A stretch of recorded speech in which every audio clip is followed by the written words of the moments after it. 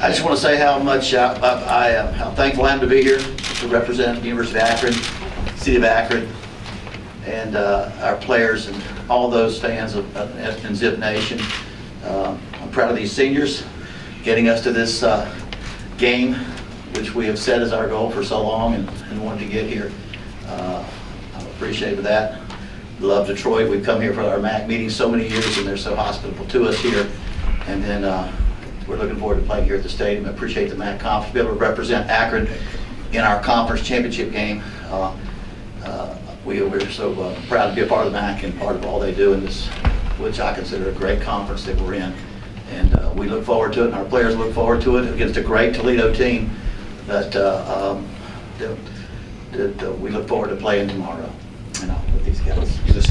Be here to represent the University of Akron and the City of Akron, and just come out here and just play with my brothers and just enjoy the opportunity and just enjoy the events. AJ?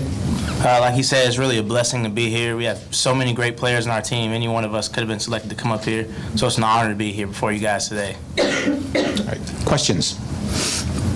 Coach Bowden, you guys have given up 600 yards of offense to these guys the last two times you faced them.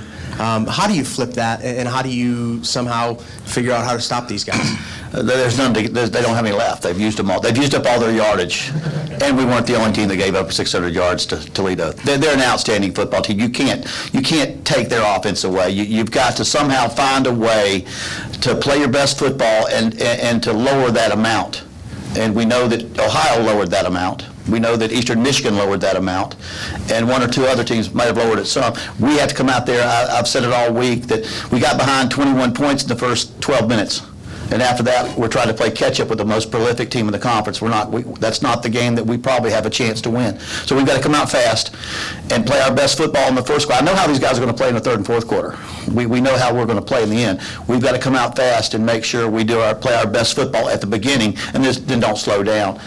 And then with this team, they don't turn the ball over very much, and neither do we. We're very good in turnover. We've got to win the turnover margin, and maybe as important as that is don't give up the big play. Explosive plays, turnovers usually determine close games. If we can start out, play fast and hard early, and keep this game going, that's the way we'd have to do it. But our players, they know what's out there, and they know what they've got to do, and they're excited, and we expect to play very, very well and follow our game plan. Coach, just to piggyback on that a little bit and get a little more specific, Logan Woodside in particular. What makes it such a tough challenge? He's, and I don't want to put his name next to the fellow at Western Michigan last year. He's just the best quarterback in the league right now as far as his experience, his ability to run their offense, his ability to make plays, just a fine quarterback. And if it wasn't us, I'd enjoy watching him play. I do watch him play. All you can do is, like I say, try not to give up to him explosive plays. He's going to get his plays. He's not going to turn the ball over often very much. He's going to get his plays. We've got to make sure that we get one more play after that play. There's a saying, give up an explosive play, but make sure you got another play after one, because if you don't, that means it's scored. And it's not rocket science. We might have to line up and do it. Like I say, we came into Toledo game. They were the most prolific team in this conference. We played them, and they beat the stew out of us. Then they became the most prolific team. And then Ohio beat them 38-10. And they became the most prolific team. They're the unstoppable team in this conference. And the next week we stopped them. So you just have to draw parallels the best you can and say, you know what, let's go out and play our best football. All we can do is play our best football. We were picked 4th in this division at the beginning of the season. Toledo was picked 1st in their division and 1st in the league, and the team to win the conference. And they're right where they're supposed to be. We're just I guess we just weren't supposed to be.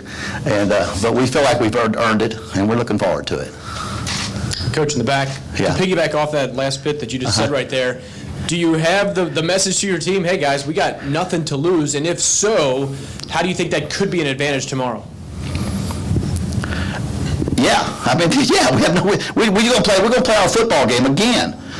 When we played to Ohio University 2 or 3 weeks ago, they had just beaten Toledo 38-10. And nobody thought we had a chance to win. And I hope we take the exact same approach we did against Ohio after they lost badly to Toledo, after they beat Toledo, as we're going to take this game. So it's not, that's the players understand that. We're going to play our best football. Don't turn the ball over. Don't give up too many big plays. We'll be in this ball game. We'll have a chance to win this ball game. Coach over here. Oh, I'm sorry. I thought you were talking to these guys. Can you talk about just the progression of the Akron program? You took over, I believe, in 2012. To be where you are now, and I think they might have had one win the year before you took over, if I'm correct. Just talk about the progression of this program and where you are now. Has this just been a struggle? Has it been fun? All the above? Yeah, the longer you're in this business, the more fun it becomes. And this program has been probably more special than a lot that I've been at. This is the 5th head coaching job I've taken over, and we've been able to get these things turned around everywhere. This one was, we had a culture of losing. We had 2 1-11 seasons and been through 2 coaches in the 2 years prior to me arriving, and we lost a lot of players left. Usually your bad ones leave, our good ones left. And we had to start from scratch. And so we were able to put a pretty good offense together the first year. I think we were ranked 127th out of 127 statistically in the country when we started. But we just try to do fundamental things of building a football program with character young men and studying the fundamentals and creating a positive atmosphere that we're going to do the right things, we're going to win. I'm most proud of these seniors. Now, neither of these guys are 5th-year seniors that started 5 years, but our 5th-year seniors, that we have quite a few of them playing tomorrow. They came to Akron to a program that was 1-11, 1-11, 1-11, and they chose to build that program. And so we're here because of what they've done. We're here because of the commitment they made. They didn't falter, they didn't waffle, didn't lose confidence in themselves. And football's not rocket science, it's not magic. You build it on fundamentals, you build it on good football players and people that are willing to do what you say and fight hard. And these young men have done that. I've been very, very proud of them. They've overcome a lot of obstacles, and this was our goal. We didn't set a goal anything less than playing for the conference championship. And that's where we are right now, and so that's where we're going tomorrow to take the next step as to doing that. But it was a great challenge, but also it's been a great feeling, of all the programs I've been a part of. This one, 20 years ago this year, I was coaching at Auburn in the SEC championship against Peyton Manning, and we were 21 or 25-point underdogs, and they had to score on the last play of the game to beat us, and we all just we're going to play a little bit better than that tomorrow. This is for Ulysses or AJ. Coach touched on it briefly, but you guys have won a lot of close games late in the game, second half, fourth quarter. Do you feel like if you guys are within striking distance, it's kind of your game to take, I guess? Yeah, I think it is. Like, if it's a close game, because this whole season, like, we've showed a lot of resilience, I feel like, because we started off 1-3, and you could just see, like, as a team, nobody quit, nobody had any doubt. We all stayed together, and we just kept on fighting. Ulysses, you want to add to that? Yeah, pretty much like AJ said, we just never gave up. And throughout the season, you just see everybody just get closer and closer. There's like a stronger bond between each of the teammates. And we just created a brotherhood here. And with close games, we just come together and we just don't quit. I mean, that's one of our things. We just don't quit throughout the season. And as long as we don't quit, we have a great future ahead of us. Coach, just want to ask about your Megan. Yes, How's it going? I'm sorry. Just want to ask about your quarterback situation for tomorrow. Can you talk about Cato's play the last 3 weeks, and also, is he going to be your starter tomorrow? Well, we're not going to announce. We got 2. We know when Tommy Woodson made a mistake, we suspended him for a couple of games, and he's eligible to play. He's ready to play, and we could use 2, we could use 1, we could use either. I don't think it's going to change the style of offense that we run. One's a little more agile running than the other. One's probably a little bit more experienced in getting rid of the football than the other. They both played a lot of good football games, but unlike last year when we lost our first and second quarterback, we had to put a wide receiver at quarterback, and we lost our last 3 games, maybe 4 games. But this year, because of Cato being able to step in, it allowed us. But he has played a little bit like a freshman. He'll take 2 steps forward, and then first game he had a couple days to get ready as the starter, and played a little bit apprehensive, and then the second game he just relaxed and played football. And through 4 touchdown passes, 58%, no interceptions, no sacks against Ohio. And had a very, very good day. And I thought he was the best quarterback on the field that day. Last week, I'll be honest with you, I think all of our guys, because there was so much riding. I was more tense last week than against Ohio. There was so much to lose. You didn't beat your rival. 6 games may not get you into a bowl game. You're not going to get to the conference championship game, and you could feel a little more tension. I felt a little bit more tension and a little more pressure, but I thought, Cato played very well. So because he's a redshirt freshman, every single play he plays, he gets better. He gets more of a feel, and so. But we have a chance to use both of our guys. Tommy Woodson knows that if he's called upon just to step in there and take a rep away or take a series away or to start the game, how we feel it's being played.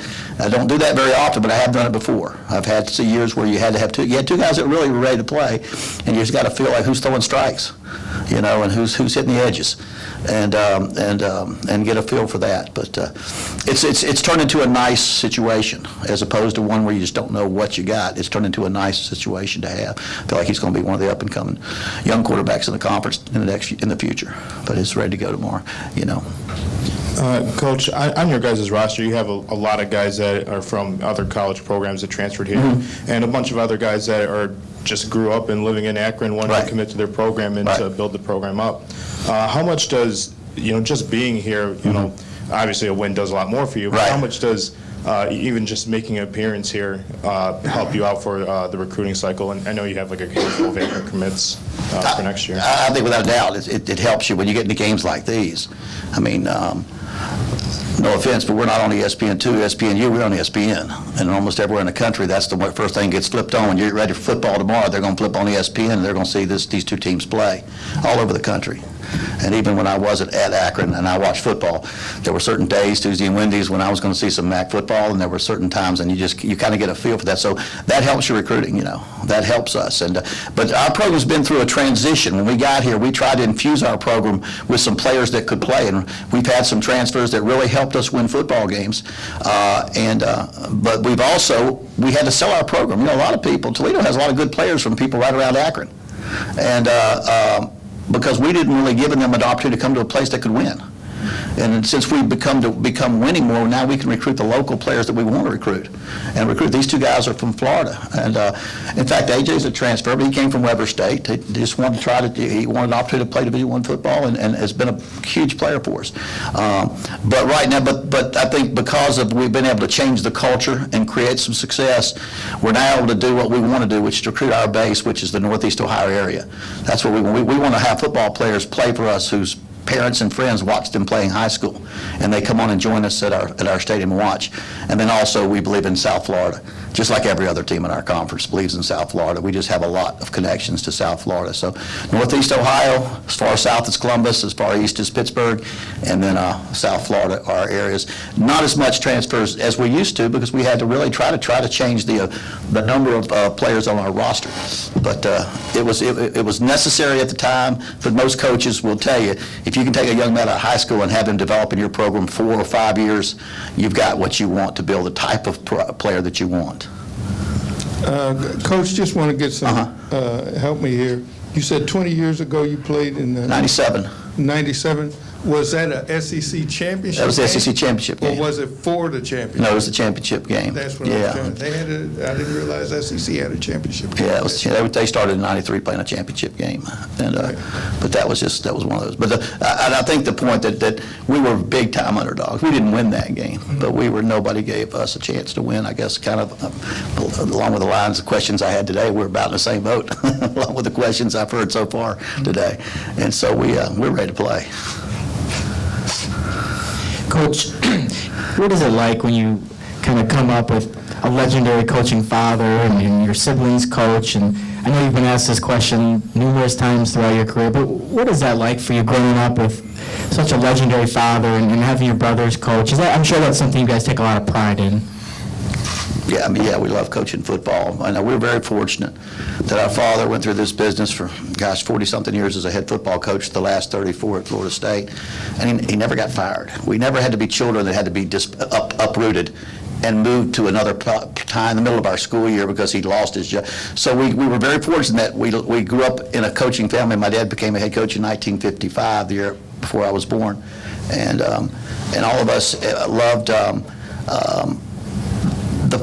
what the business he was in. And the neat thing was he was in small college most of his early career, so he got to be home a lot more, and we got to be a part of his program as young children, and being a part of the schools at Sanford and South Georgia, schools like that he coached. And but it's just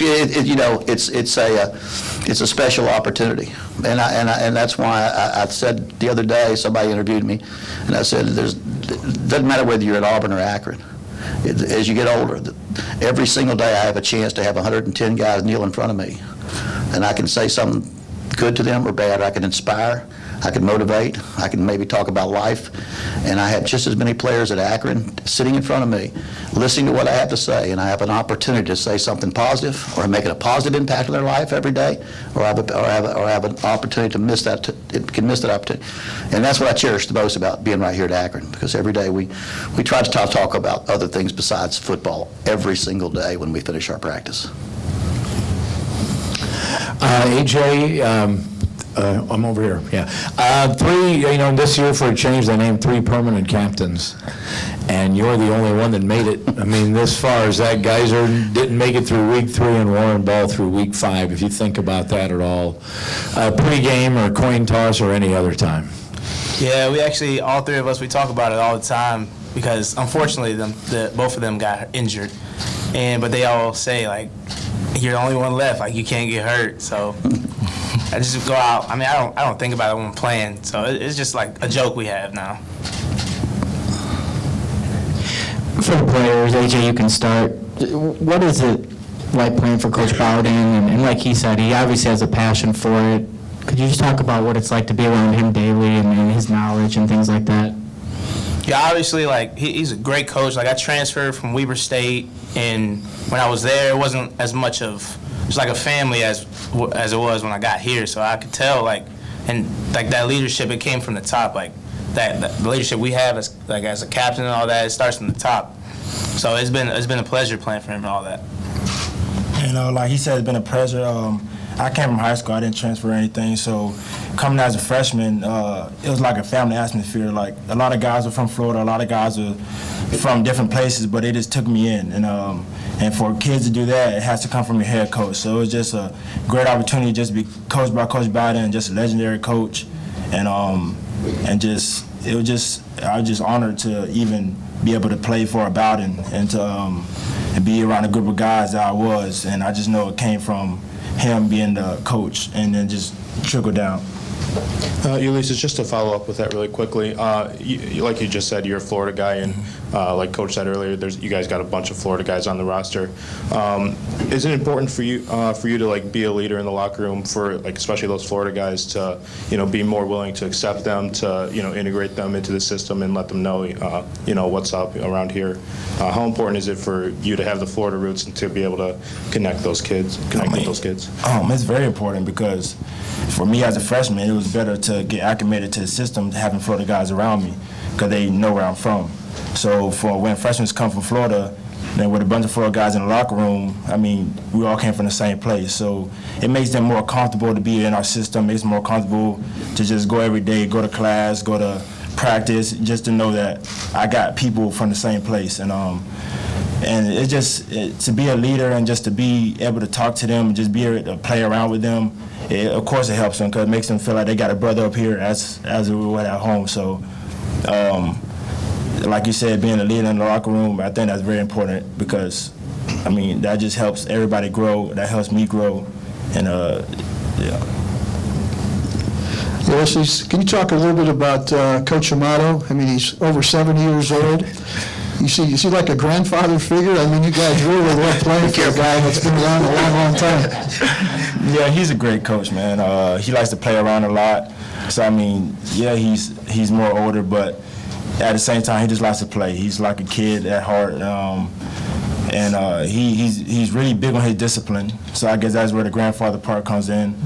But it's also a great opportunity to play for him because he's a legendary coach as well. I mean, he coached at Florida State all the years with Coach Bowden, and they won many national championships. For him to have a lot of players in the league playing linebacker, that was my main thing for coming up here. I heard about him. A lot of my coaches back at home knew about him. So I was like, for me playing linebacker, this is a great place for me to be. And I mean, I don't regret my choice to come here, and I don't regret being coached by him either. Hey, guys, I was just wondering, does this perception that you're huge underdogs bother you in the least? What's Is it one of the board? Yeah. And Ulysses, yeah. It does not actually, because I didn't even really know too much of like how much we were underdogs or even that we were underdogs until everyone that's been talking to us has been pointing it out. Like, we just go out every week and we have a motto, and our team is 1-0. Like, we don't think about anything else, like the past or the future. None of that matters. It just matters what, like, we got to play on Saturday. We're gonna have to play. Somebody's gonna have to win. Somebody's gonna have to lose. Like, we don't think we're underdogs. We just go out and do what we got to do. Yeah, like he said, we don't think about being underdogs. When you start to think about all that kind of stuff and go into politics, you overthink things. And when you start overthinking things, you start to mess up in the game. So it's more like you don't even try to pay attention to it. I mean, it's just another game. We're just going to go out there and have fun with our brothers. And when you have fun, everything else just becomes easier. And so the big underdog thing, I mean, at the same time, that puts more pressure on them. We just out here playing football. Well, A.J. Coney, thank you. Ulysses Gilbert, thank you. Coach Bowden, thank you. We'll let you get back to the locker room. Akron will be out on the field at 5 o'clock this afternoon. So, again, thank you, congratulations, and best of luck tomorrow. Thank you. Thank you.